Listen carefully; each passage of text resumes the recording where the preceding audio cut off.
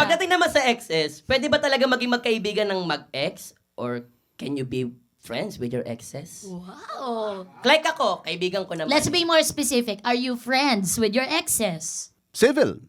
Oo, at least you talk. It's a different story. Saying they're friends and civil, it's different. So and we have reasons to be. Sabagay. 'Di ba? So ako hindi ako naniniwala na ang mga mag-ex dapat maging magkaibigan unless you actually have reasons to be. Tama. Bakit hindi ka naniniwalang pwede pa kayong maging magkaibigan ulit? Naghiwalay na kayo eh. And I think it's your respect to your partner.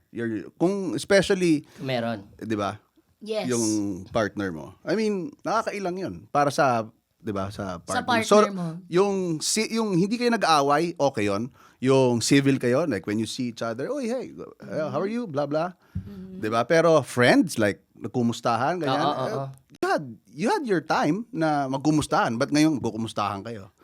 'Di ba? Parang ang hihirap i-detach nung emotion nung dating kayo sa current na kayo. Especially kung may partner ka. Nakakahiya.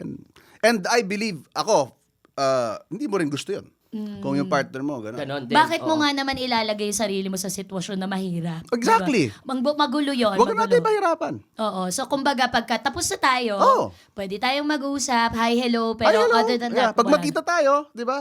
Usa.